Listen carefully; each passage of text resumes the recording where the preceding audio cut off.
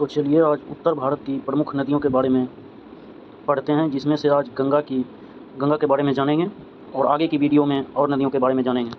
तो चलिए, उत्तर भारत की नदियाँ प्रमुख रूप से हिमालय पर्वतमाला से निकलती हैं। ये नदियाँ सदा नीरा होती हैं क्योंकि इन्हें ग्लेशियर के पिघलने और मानसून वर्षा दोनों से जल प्राप्त होता है। इन्हें मुख्य रूप से 3 बड़े नदी तंत्रों में बांटा गया है। पहला गंगा नदी तंत्र, सिंधु नदी तंत्र और ब्रह्मपुत्र नदी तंत्र। अब आगे अब इन सभी नदियों की दूरी के बारे में जानते हैं। पहला है सतलुज नदी जो 1450 किलोमीटर, और यमुना नदी 1376 किलोमीटर, गंगा नदी 2525 किलोमीटर, ब्रह्मपुत्र नदी 2900 किलोमीटर और इंडस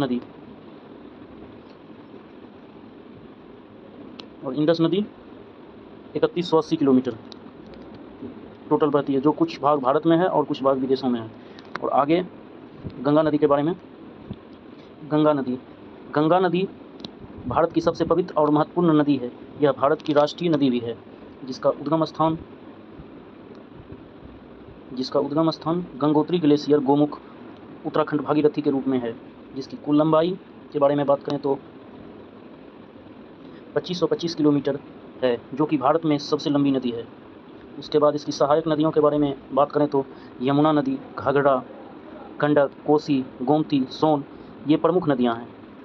और यह अपना जल विसर्जन जो है बंगाल की खाड़ी में सुंदरबन डेल्टा बनाते हुए करती हैं। और आगे अब यमुना नदी के बारे में बात करें तो यमुना नदी गंगा नदी की सबसे बड़ी और महत्वपूर्ण सहायक नदी है।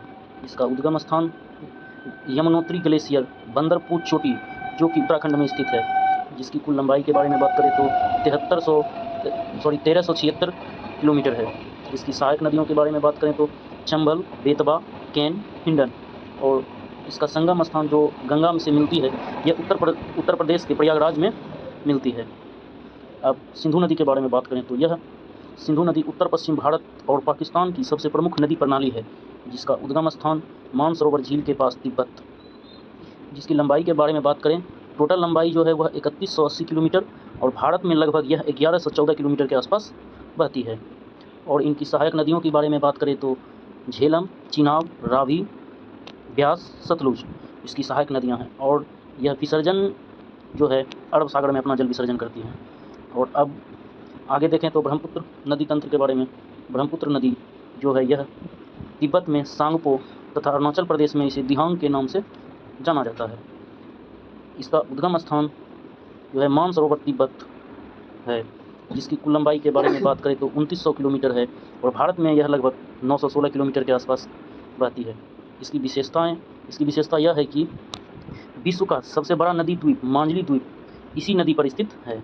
और आगे यह अपना जल विसर्जन करती है बंगाल की खाड़ी में, और इसे बांग्लादेश में जमुना के नाम से प्रवेश करती है। और आगे अब नदी की जो है मुख्य विशेषता जल स्रोत ग्लेशियर, हिमनाद एवं मानसून बारिश से। और यह प्रकृति जो है इसकी सदा नीरा वर्ष भर पानी बहते रहती है।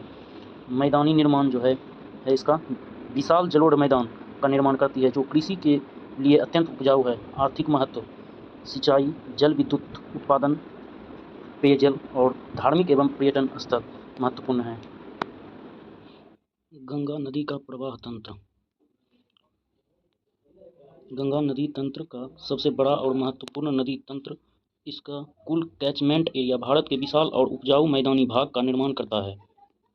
आगे उद्गम और पंचप्रयाग के बारे में आइए जानते हैं। आगे गंगा नदी का मुख्य उद्गम उत्तराखंड के उत्तरकाशी जिले में गंगोत्री ग्लेशियर गोमुख से होता है, जहां इसे भागीरथी के नाम से जाना जाता है। देवप्रयाग में अलकनंदा और भागीरथी नदी के संगम के बाद इसे गंगा कहा जाता है। जैसे आप यहाँ देख सकते हैं, यहीं पर भागीरथी और अलकनंदा मिलती है, तो यहीं पे देवप्रयाग का निर्माण होता है। तो आगे अब पंचप्रयाग के बारे में जान लेते हैं।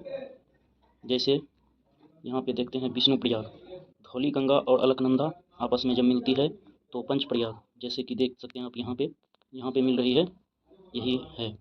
और आगे अब देखिए नंदप्रयाग, मंदाकिनी और अलकनंदा आपस में मिलती है तो नंदप्रयाग बनता है, जो कि आपको यहाँ पे दिखेगा, यहाँ पे दिख रहा होगा नंदप्रयाग। और अगला कर्णप्रयाग है। कर्णप्रयाग यहाँ पे देख सकते हैं आप लोग पिंडार और अलकनंदा आपस में मिलती है तो कर्णप्रयाग बनता है। तो जैसे कर्णप्रयाग आप यहाँ पे देख सकते हैं, कर्णप्रयाग, ये कर्णप्रयाग। अगला रुद्रप्रयाग। रुद्रप्रयाग मंदाकिनी प्लस अलकनंदा मिलती है तो रुद्रप्रयाग का निर्माण होता है, जो कि आप मैप में यहाँ देख सकते हैं। अगला अगला देवप्रयाग। देवप्रयाग देवप्रयाग भागीरथी और अलकनंदा जब आपस में मिलती है तो देवप्रयाग का निर्माण होता है, यहीं से इसका नाम गंगा हो जाता है। चलिए आगे अब प्रवाह मार्ग के बारे में बात करते हैं। गंगा नदी की कुल लंबाई 2525 किलोमीटर है और यह भारत के 5 राज्यों से होकर गुजरती है। यह उत्तराखंड पहाड़ों से निकलकर ऋषिकेश और हरिद्वार के मैदानी भागों में प्रवेश करती है। यह उत्तर प्रदेश में यह उत्तर प्रदेश में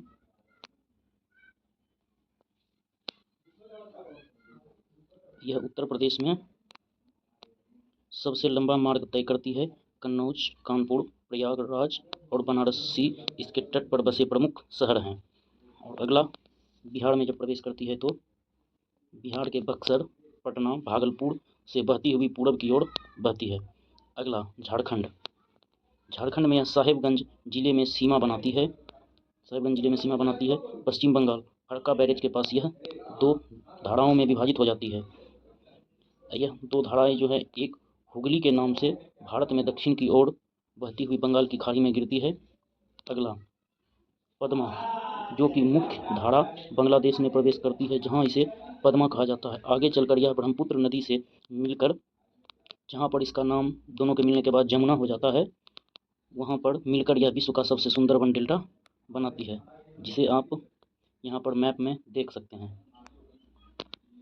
यहाँ पे मैप में देख सकते हैं, एक ये हुगली हो गई, यहाँ पे दूसरा धारा जो निकला हुगली, और वहीं पे एक पद्मा जो निकली है आगे जा रही है, जिसे आप मैप में देख सकते हैं। और इधर भी एक मैप है जिसे आप देख सकते हैं, जिसे आप ठीक से देख और समझ सकते हैं। चलिए आगे चलते हैं। अब आ जाइए गंगा की प्रमुख सहायक नदी के बारे में जानते हैं। गंगा की प्रमुख सहायक नदी, दाहिने तट की सहायक नदी यमुना गंगा की सबसे बड़ी सहायक नदी यमुनोत्री से निकलकर प्रयागराज में संगम बनाती है। सोन नदी अमरकंटक की पहाड़ियों से निकलकर पटना के पास गंगा में मिलती है। यह दाहिने ओर से जो प्रमुख नदी मिलती है गंगा में आकर वो है। अब आगे बाएं ओर से बहने वाली नदी, बाएं ओर से बहने वाली नदी जो है सहायक नदी रामगंगा, गोमती, घाघरा, गंडक, कोसी, महानंदा है। एक और है इसमें कोसी नदी। कोसी नदी अपने मार्ग परिवर्तन के बाद बाढ़ के कारण इसे बिहार का शोक भी कहा जाता है। अब आइए इसे हम मैप में देख लें। एक मैप देख सकते हैं यहाँ पे है, जिसे आप ठीक से देखकर समझ सकते हैं। इधर है, और एक मैप और दिखाने की कोशिश कर रहा हूँ। देखिए एक यहाँ मैप है, जो अभी बताया यहाँ पे है। चलिए धन्यवाद।